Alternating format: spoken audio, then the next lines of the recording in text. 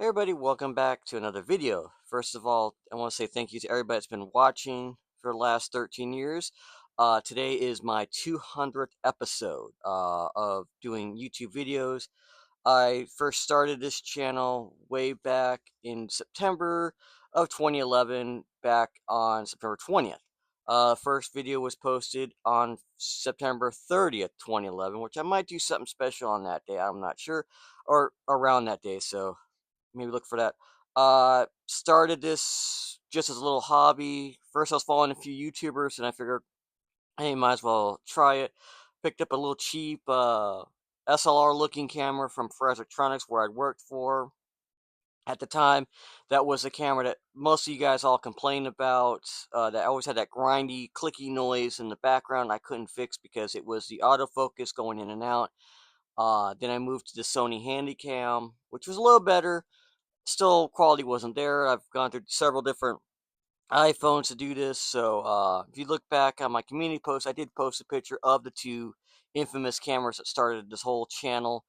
I've had, over 624 subscribers. It's gone up and down over the years. To the ones that have stuck around since day one, thank you.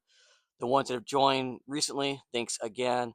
I know I'm not the biggest YouTuber. I don't have all the latest and greatest stuff. I'll probably go in again detail later on again on the anniversary video. But once again, I just want to thank everybody that has stuck around, decided to check it out, have left, have given positive comments, maybe some weird comments, thumbs up, thumbs down, everything it counted. I've been around, for 13 years. I've seen channels come and go. I know I haven't been exactly consistent. I mean, this is 200 episode or 200 video, and I've only doing this for 13 years. I should be in the thousands, but it's just been a hobby. I never considered this as a job, even though I've only gotten one paycheck in the 13 years I've done this. That was back when the algorithm favored channels like mine as a small time creator that gave it a boost, but then they want to look more to the bigger creators. But I'm not mad. I understand that was YouTube's policy. So never bite the hand that feeds you. So I thank YouTube for allowing me to host these videos. So anyway, on to the 200th episode.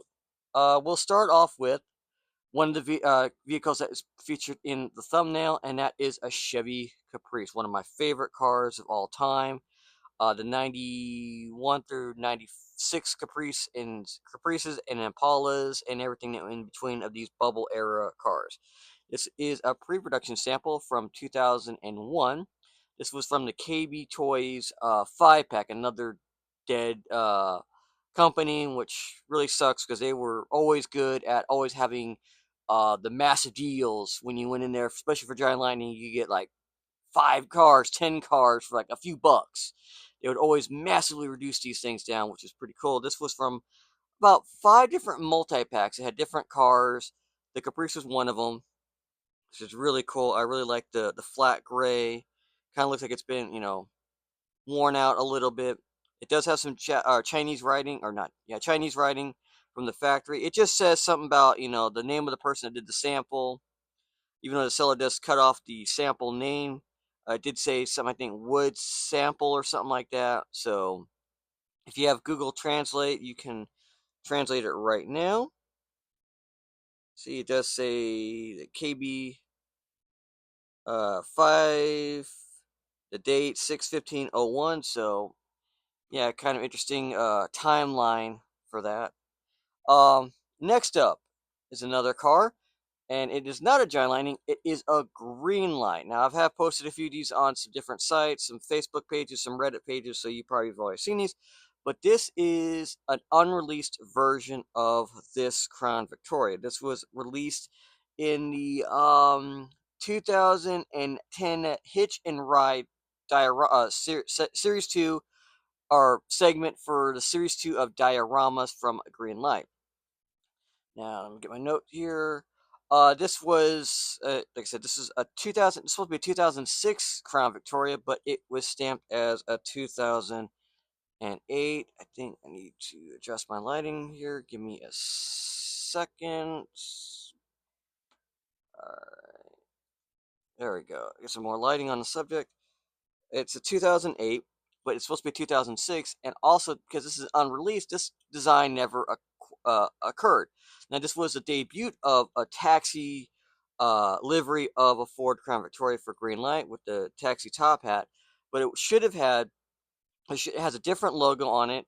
Instead of just saying a generic taxi, it was a Sati Cab, Satisfy, SATISCAB taxi service. I don't know how to pronounce it. It's out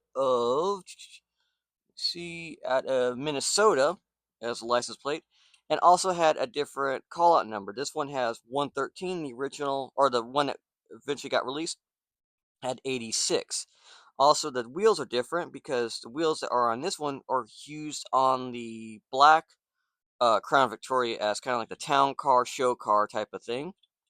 Even though this one, they both had the same doors where there is no trim that makes this basically almost an ex-cop car, or the taxi cab company would have had that because of the larger logo, but this one doesn't have the logo.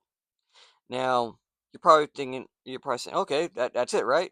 But wait a minute, your thumbnail has a couple other cars. But first, before we get to that one, I have this. Another one that you've probably seen on some different social medias.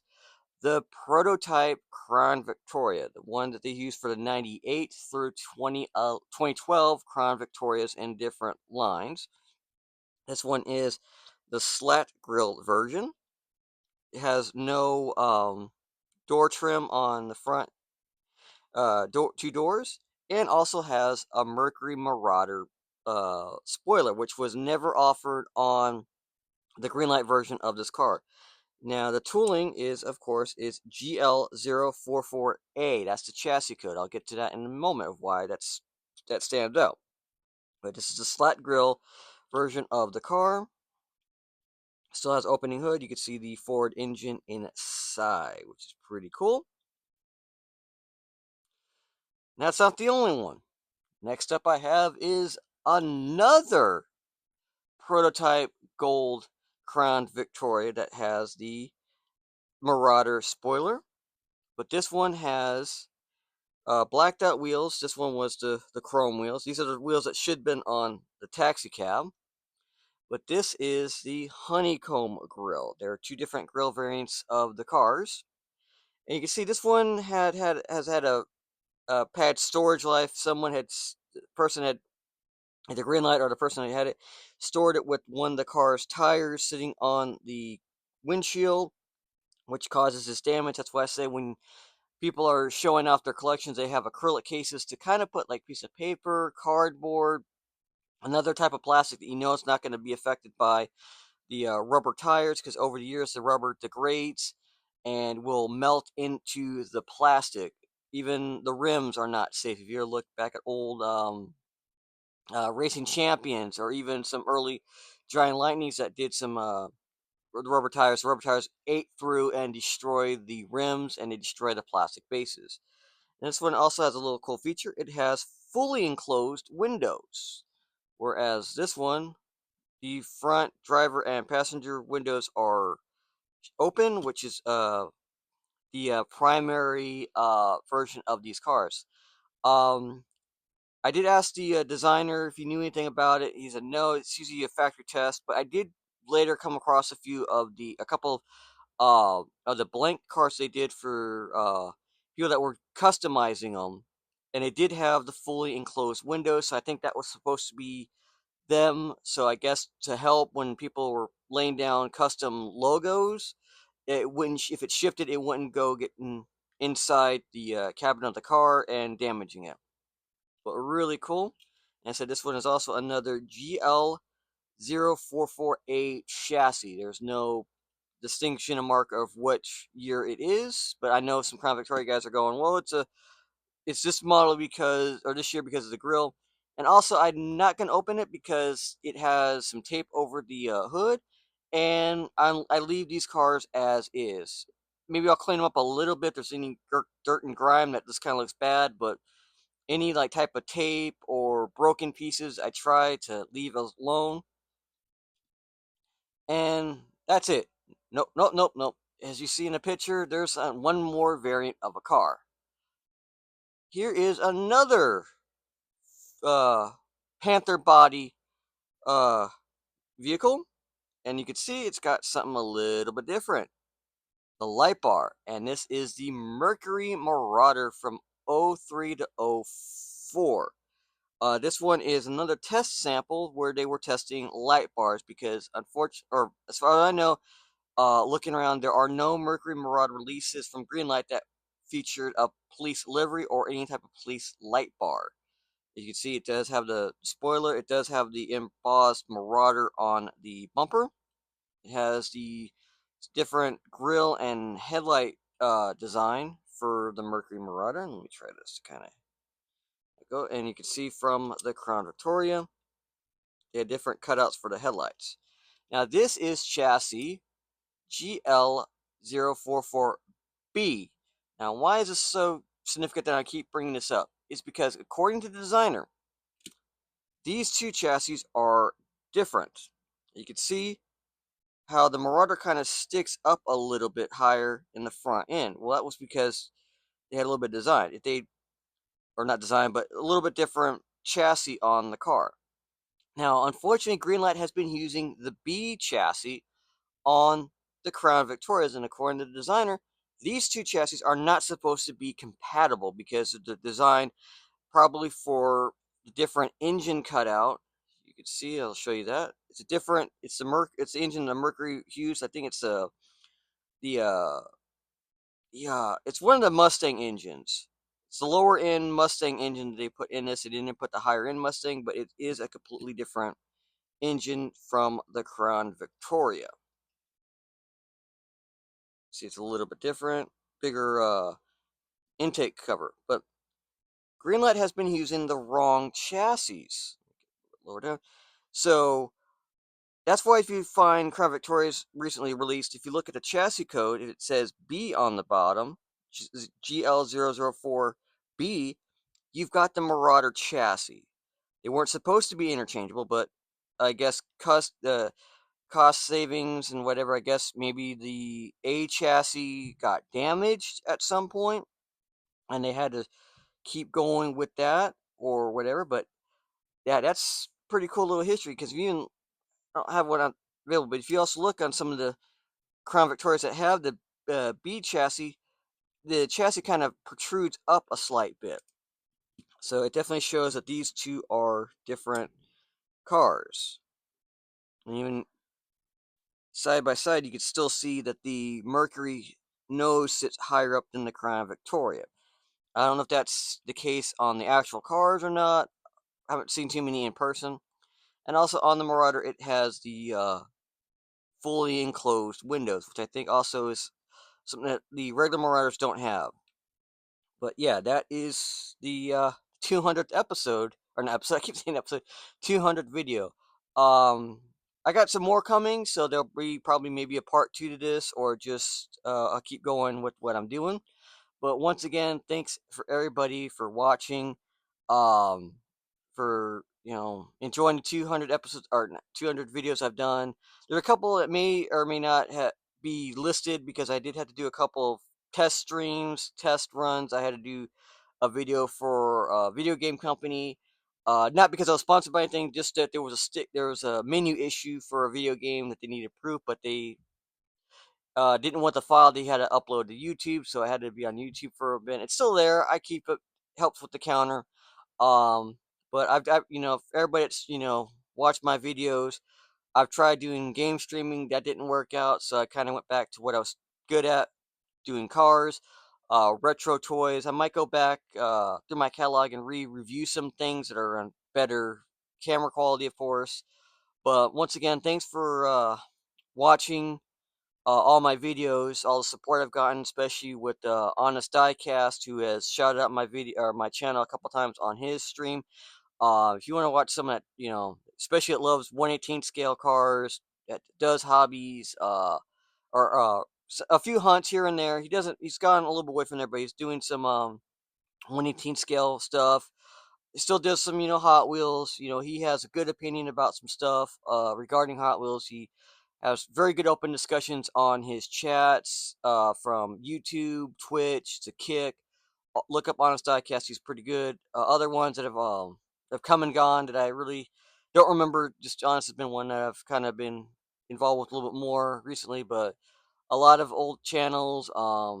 Shout out even some ones that I've had disagreements with. So I'm not gonna say which ones, but things to like people like Toy Polloy that have helped me understand some of the old retro stuff. I was in that era, born in the '80s, so old stuff. Even Race Grooves back in the day, he kind of helped.